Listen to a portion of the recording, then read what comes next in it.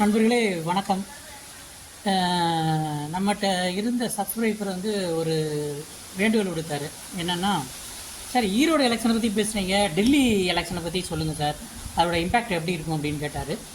இருக்கிறதுலே 100 சப்ஸ்கிரைபர் தான். அதில் ஒரு ஆள் கேட்டார், சார் அவருடைய ஆசையை நிறைவேற்றுவது நம்மளுடைய கடமை. நான் ஓகேவா, சரி நம்ம வீடியோக்குள்ளே போகலாம். இப்போ டெல்லி எலெக்ஷன், டெல்லியில் பிஜேபி ஜெயிச்சிருச்சு. ஓகே, அதனால் என்ன இம்பேக்ட்டு? நல்லது தாங்க. ஏன்னா டெல்லி நம்மளுடைய கேபிட்டல். சென்ட்ரலில் யார் ஆளுகிறாங்களோ அவங்க தான் அந்த டெல்லியை கண்ட்ரோல் பண்ணி இருக்கணும். அப்போ தான் அந்த ஒரு லா அண்ட் ஆர்டர், ஒரு நேஷ்னல் செக்யூரிட்டிலாம் கரெக்டாக இருக்கும். ஈவன் தோ ஏற்கனவே போலீஸ் கண்ட்ரோல் வந்து சென்ட்ரலில் இருந்தாலுமே ஒரு ரெவன்யூ டிபார்ட்மெண்ட்டும் சேர்ந்துருந்தால் ஒரு இன்டர்னல் செக்யூரிட்டி, ஒரு நம்மளோட கேபிட்டலை வந்து பாதுகாப்பாக வச்சுருக்கிறதுக்கு அது வந்து சப்போர்ட்டாக இருக்கும். First internal security.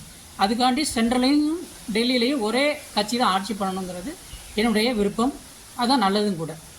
அதுக்கடுத்து என்னதுன்னா, கடந்த ஒரு 10 ஆண்டுகளாக ஒன்றும் பெருசாக அவுட்டர் டெல்லி வந்து நிறைய டெவலப் ஆகலை. அதாவது நொய்டா சைடோ இல்லைன்னா இங்கிட்டு ஹரியானா அந்த சைடு பார்டரில் வந்து ஒரு நிறைய அந்த லைசன்ஸ் கொடுக்கறதுலையோ, கார்பரேட் லைசன்ஸ் கொடுக்கறதுலையோ ஒரு தொழில் வந்து பெருசாக வளரல. ஸோ நிறையா ஹிண்ட்ரன்ஸ் இருந்த மாதிரி தெரிஞ்சிச்சு. ஸோ இந்த கவர்மெண்ட் அதெல்லாம் வந்து தடை பண்ணணும்னு நினைக்கிறோம். ஸோ அதனால் வந்து டெல்லியோட வளர்ச்சிக்கு முக்கியமாக வந்து இந்த கவர்மெண்ட் வந்து கார்பரேட்டாக இருப்பான்னு நினைக்கிறேன். ஸோ பவர் சப்ளையாக இருக்கட்டும், மற்ற இன்ஃப்ராஸ்ட்ரக்சர் டெவலப் பண்ணதாக இருக்கட்டும், ஒரு ரயில்வே செக்டராக இருக்கட்டும், ஸோ இதெல்லாம் கொஞ்சம் டெவலப் ஆகும்னு நினைக்கிறேன். ஸோ அதனால் ஒட்டுமொத்தமாக அரசியலை தாண்டி பிஜேபி டெல்லியில் ஆட்சி வந்ததை நம்மளுடைய டிவி சார்பாக வரவேற்போம், வெல்கம். இதுதான் டெல்லி எலெக்ஷனை பற்றி நம்ம சொல்ல வேண்டியது. சரி, அரசியலுக்குள்ளே நம்ம போக வேண்டாம். யாராக இருந்தாலும் எந்த கவர்மெண்ட் சென்ட்ரலில் இருக்கோ அவங்க தான் டெல்லி ஆளணும். அதுதான் வந்து நாட்டுக்கு நல்லது. ஓகேவா, அதோட நம்ம முடிச்சுக்குவோம். அடுத்து சரி, இந்த எலெக்ஷன் பிறகு பிஜேபி என்ன செய்ய போகுது, அதான் முக்கியம். இது வரைக்கும் பிஜேபி கவர்மெண்ட் என்ன பண்ணாங்க? ஓட்டு அரசியல் பண்ணாங்க. ஓட்டு அரசியல் மீன்ஸ் முதல்ல மத்திய பிரதேசத்தில் எலெக்ஷன் வந்துச்சு, அதுக்கடுத்து அதில் ராஜஸ்தானில் வந்துச்சு, ஒரிசாவில் வந்துச்சு, மகாராஷ்டிராவில் வந்துச்சு, இப்போ டெல்லியில் வந்திருக்கு. ஸோ இதுக்காண்டி அவங்க பாலிசியை டைலூட் பண்ணி நிறையா பண்ணிக்கிட்டு இருந்தாங்க.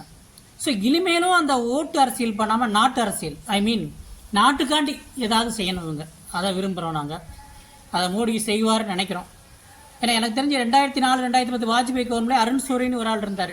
இன்வெஸ்ட்மெண்ட்டுக்குன்னே ஒரு டெலிகம்யூனிகேஷன் இருந்தார். அவர் நிறையா கான்ட்ரிபியூட் பண்ணார். அப்புறம் அருண் ஜேட்லி இருந்தார். ஸோ நிறையா எலிஜிபிள் கேண்டிடேட் இருக்காங்க, பிஜேபியில் இருப்பாங்க நம்புகிறோம்.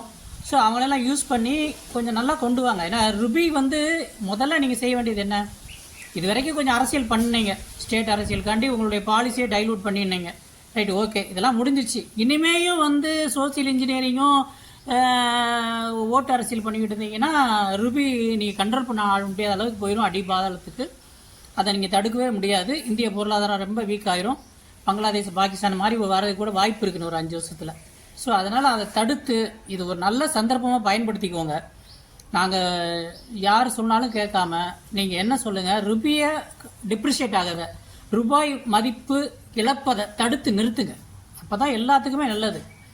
நீங்கள் எல்லாத்துக்கும் அப்போ தான் ஃபாரின் இன்வெஸ்ட்மெண்ட் டைரெக்டாக வரும். இப்போ கணக்கில் டெய்லி போய்கிட்டே இருக்குது ஃபாரின் இன்வெஸ்ட்மெண்ட்டு, டெய்லி எஃப்ஐ விற்றுக்கிட்டே இருக்கிறான். அது என்றைக்கு தான் கண்ட்ரோல் பண்ண முடியும்? அது கண்ட்ரோல் பண்ணுற வழி உங்களுக்கும் தெரியும், அதை யூஸ் பண்ணுங்கள். இருந்தாலும் நம்ம டிவி சார 2-3 சஜஷன். நாளைக்கே ஒரே ஒரு அனௌன்ஸ்மெண்ட்டில் ருபியை வந்து 10% ஏற்ற முடியும் ஒரே 10 நாளில். எப்படி? ஒன்றும் இல்லை, இன்றைக்கி இருக்க பப்ளிக் செக்டாரில் எப்படி அருண் சோரி இருக்கும்போது ஒன்று பண்ணார், மாருதியிலையும் இந்துஸ்தான் ஜிங்லையும் அந்த கண்ட்ரோலிங் ஸ்டாக்கை விலக்கிக்கிட்டார். இன்றைக்கி எந்த நிலமையில இருக்குது? மாருதி அதை மட்டும் 1000 மடங்கு வளர்ந்துருச்சு. இந்துஸ்தான் ஜிங்கு ப்ராஃபிட்டுக்கு சொல்லியே வேண்டாம், அவ்வளோ ப்ராஃபிட், அவ்வளோ டிவிடெண்ட் தரான். பேங்க் இன்ட்ரெஸ்ட்டோட டிவிடெண்ட் அதிகமாக தரக்கூடியவங்க இண்டஸ்ட்ரியாக ஹிந்துஸ்தான் ஜிங்க் இருக்குது. ஸோ அந்த அளவுக்கு டெவலப் ஆயிடுச்சு. அதே மாதிரி நிறைய பப்ளிக் செக்டார் இருக்குது நம்மகிட்ட. நாளைக்கே வேறு ஒன்றில் ஒரே ஒரு அறிவிப்பு, பிரதமர் கேபினட் டிசிஷன் எடுத்து பப்ளிக் செக்டார் அண்டர்டேக்கிங்கில் நாங்கள் 51% கீழே ஸ்டாக்கை கொண்டு வர போகிறோம்.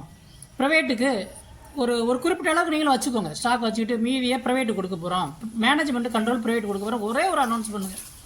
4 லட்சம் கோடி 5 லட்சம் கோடி ஒரே வாரத்தில் வருதான்னு பாருங்கள்.